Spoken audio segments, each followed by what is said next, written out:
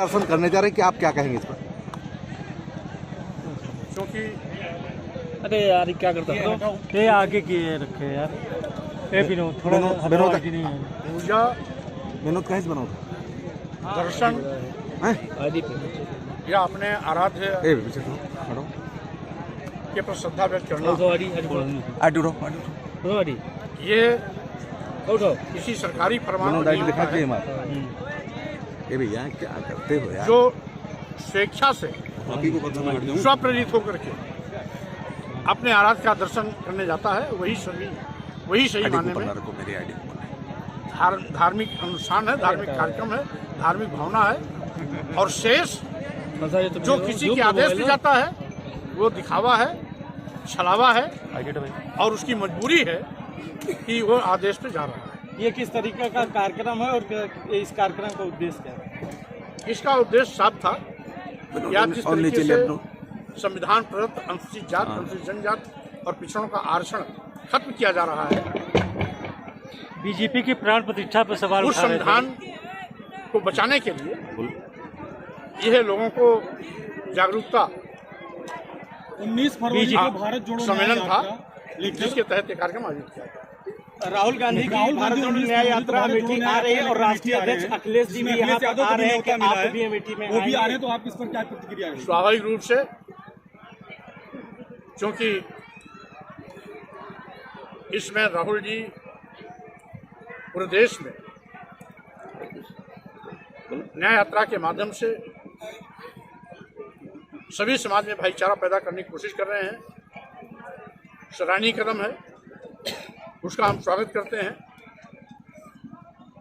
और स्वाभाविक रूप से उत्तर प्रदेश में जब भी उनकी न्याय यात्रा आएगी, कोशिश करूंगा कि मैं भी कहीं न कहीं उस न्याय यात्रा में शामिल हूं। भाजपा द्वारा प्राण प्रतिष्ठा पर आपने सवाल उठाया, क्या कहेंगे? इससे पार्टी और इंडिया अलायंस कमजोर होगा? देखिए, आपने अगर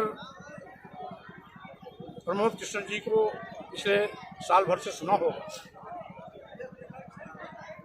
तो नेता थे कांग्रेस के, लेवल था कांग्रेस की, भाषा निकल रही थी भाजपा की।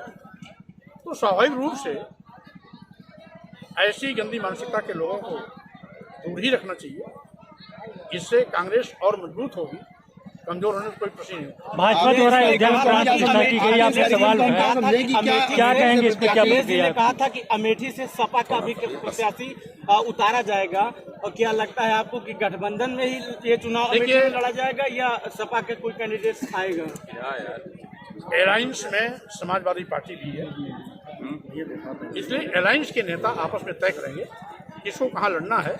अभी कोई भी सीट तय नहीं हुई है, तय होगा इसलिए अपने आप स्पष्ट। मैं ये सवाल आपसे कर सकता हूँ कि आप मेरे सामने खड़े हैं, आपको भी अयोध्या में जाना चाहिए, आप धर्म के दुश्मन हैं। आपके पार्टी के ही विनोद तिवारी ने आप पर आरोप लगाया है कि मानसिक रूप से विक्षिप्त है, क्या कहेंगे? अब इसका बेहतर उत्तर वही दे सकते हैं जो इस प्रकार का आरोप लगाया है, जिनकी सड़ी गली मानसिकता है, जो इस देश के आदिवासियों, दलितों, पिछड़ों पर जनजातीय अत्याचार करना अपना अधिकार मानते हैं, जो हमें जानवर से बदतर जिंदगी जीने के लिए मजबूर करने की परिस्थितियां पैदा करते हैं, तो हमारी तारीफ कैसे कर सकते हैं? लेकिन आपके ही ये पार्टी प्राण प्रतिष्ठा पर आपने सवाल उठाया, क्या कहेंगे? इससे पार्टी और इंडिया अलायंस कमजोर होगा?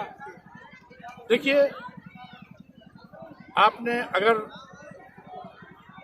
प्रमोद कृष्ण जी को पिछले साल भर से सुना होगा, तो नेता थे कांग्रेस के, लेवल था कांग्रेस की, भाषा निकल रही थी भाजपा की। तो स्वाभाविक रूप से ऐसी गंदी मानसिकता के लोगों को दूर ही रखना चाहिए। इससे कांग्रेस और मजबूत होगी, कमजोर होने का कोई प्रश्न नहीं। भाजपा द्वारा अयोध्या में प्राण प्रतिष्ठा की गई, आपने सवाल उठाया, क्या कहेंगे इस पर? क्या अखिलेश जी ने कहा था कि अमेठी से सपा का भी प्रत्याशी उतारा जाएगा, और क्या लगता है आपको कि गठबंधन में ही ये चुनाव अमेठी में लड़ा जाएगा या सपा के कोई कैंडिडेट आएगा?